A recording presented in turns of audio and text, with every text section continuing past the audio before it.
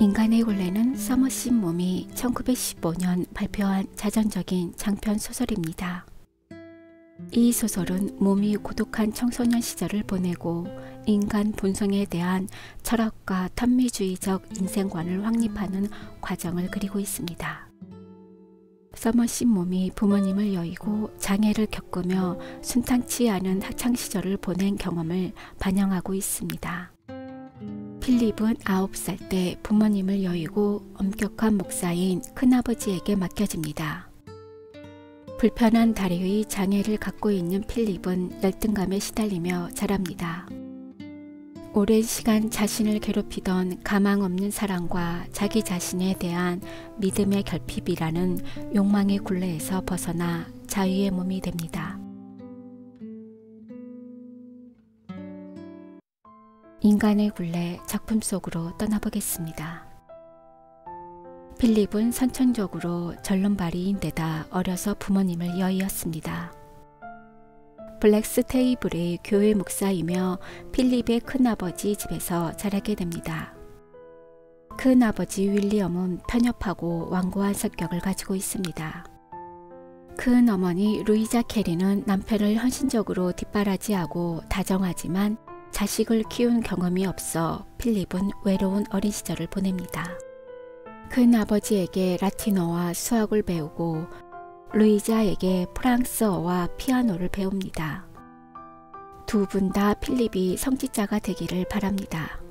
필립은 킹즈스쿨로 가게 되고 킹즈스쿨은 신앙심 깊은 청년을 길러내는 학교입니다.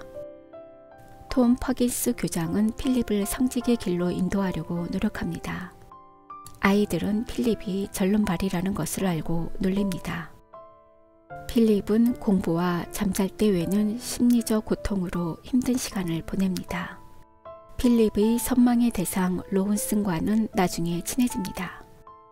18살이 된 필립은 킹즈스쿨 졸업 반학기를 남기고 독일 하이덴베르크의 에를린 부인이 운영하는 하숙집에 들어가고 에를린 선생에게는 독일어를, 디크로 선생에게는 프랑스어를 지도받습니다. 이곳에서 문학 청년 헤이웨드의 감화로 필립은 예술과 문학을 깊이 동경하게 됩니다. 지방판사의 아들 헤이워드와 미국인 윌크스와 친해집니다. 필립은 큰아버지 집으로 오게 되고 집에서 성직자의 딸 미스 윌키슨을 만나게 됩니다. 그녀는 노처녀로 짙은 화장과 화려한 복장을 하고 있으며 어느 날 둘은 함께 잠을 자게 됩니다. 20살이 된 필립은 5년 후 회계사가 되기 위해 런던에 있는 회계사 사무실 수습생이 되어 새방에서 반년 정도 하숙합니다. 미스 윌키슨의 편지를 받고 그녀와 정사를 나눈 것을 후회합니다. 헤이워드는 파리에 가서 미술 공부를 해보는 것이 어떠냐고 편지를 보냅니다. 필립은 큰아버지에게 알리지만 그는 파리에 가는 것을 반대합니다. 큰어머니 루이자 캐리는 숨겨두었던 돈 100파운드를 필립에게 주면서 친자식처럼 키웠다고 말합니다. 필립은 화가가 되기 위해 파리 아미트라노 하숙집에 머물며 미세스 오터가 운영하는 미술학원에서 그림 그리는 법을 배웁니다. 파리 예술가 지망생들에게 영향력을 가지고 있는 크론쇼, 로우슨, 파리의 미술학도이며 실제와 달리 자신이 그림에 재능이 있다고 믿고 있지만 남들과는 어울리지 못하는 파니 플라이스와 지냅니다. 플라이스는 필립에게 사랑을 고백하고 얼마 후 스스로 목숨을 끊습니다. 필립은 큰어머니 루이자 캐리가 세상을 떠났다는 전가를 받고 큰아버지 집으로 갑니다. 루이자의 죽음은 필립에게 충격을 주었고 공포감마저 불러일으켰습니다. 2년 만에 화가의 재능이 없다는 걸 안 필립은 큰아버지에게 화가를 그만두겠다고 말합니다. 그리고 필립은 자기 아버지처럼 의사가 되겠다고 말하고 런던에 있는 의학교에 입학합니다.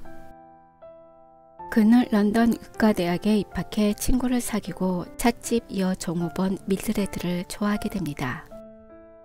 그녀는 요요한 매력을 가지고 있고 독일인 로조스와 연인 관계였습니다. 필립은 밀드레드와의 사랑의 감정에 몰두하느라 첫 번째 시험에서 낙방하게 됩니다. 필립은 밀드레드가 속물임을 알고 있지만 그녀에게 깊이 빠져 있습니다. 두 번째 시험에도 낙방한 필립에게 밀드레드는 결혼한다는 소식을 전해오고 쓰라린 고통에 괴로워합니다.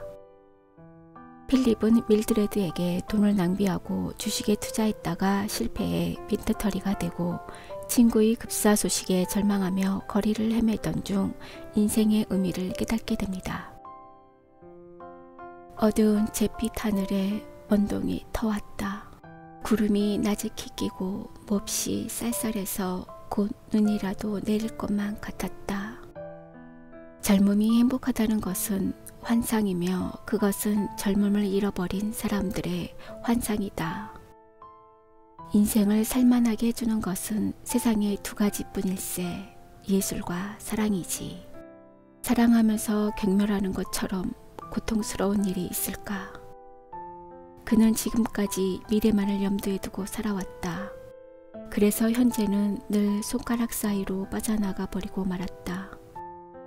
그는 가장 단순한 무늬, 그러니까 사람이 태어나서 일하고 결혼하고 아이를 낳고 죽음을 맞는 그 무늬가 동시에 가장 완전한 무늬임을 깨닫지 않았던가.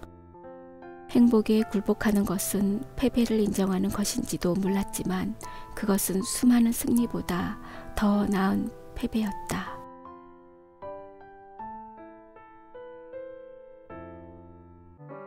시대적 배경을 알아보겠습니다. 인간의 굴레에서 19세기 말부터 20세기 초반까지의 영국과 유럽을 배경으로 하고 있습니다. 이 시기는 영국이 산업혁명 후 강대국으로 자리잡은 빅토리아 시대와 급격한 사회적 변화, 계층 간의 갈등이 나타나는 시기였습니다. 1915년 발표한 인간의 굴레가 호평을 받지 못했습니다.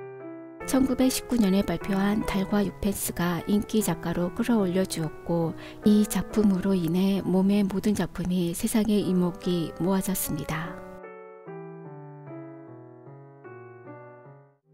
작가에 대해서 알아보겠습니다.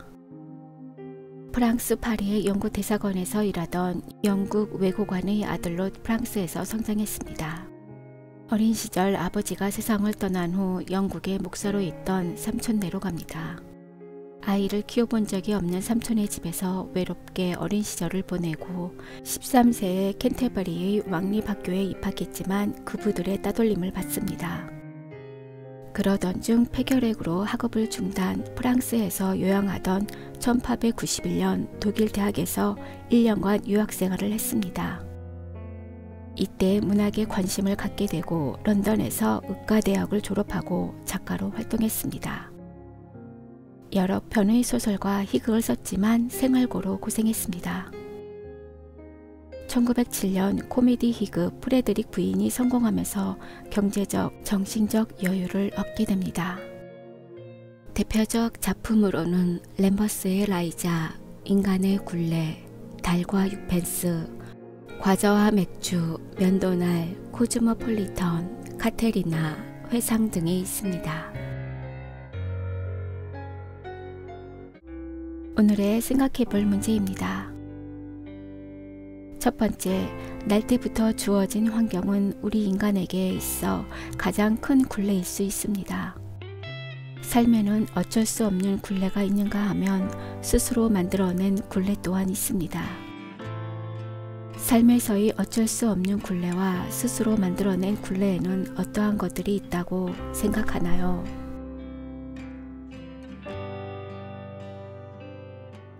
두 번째, 자전적 소설인 인간의 굴레는 카타르시스의 문학입니다. 몸이 이 작품은 남을 즐겁게 하려고 쓴 것이 아니라 무엇보다 먼저 나 자신의 어쩔 수 없는 이것에서 벗어나기 위해 쓴 것이다 라고 고백했습니다. 이것은 무엇이라고 생각하나요?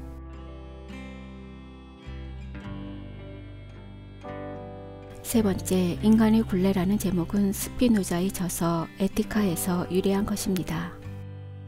스피노자는 몸이 가장 많은 영향을 받은 사상가이고 에티카는 그의 애독서 가운데 하나입니다. 주인공 필립이 감정의 굴레에 매인 노예로 반생을 살았습니다.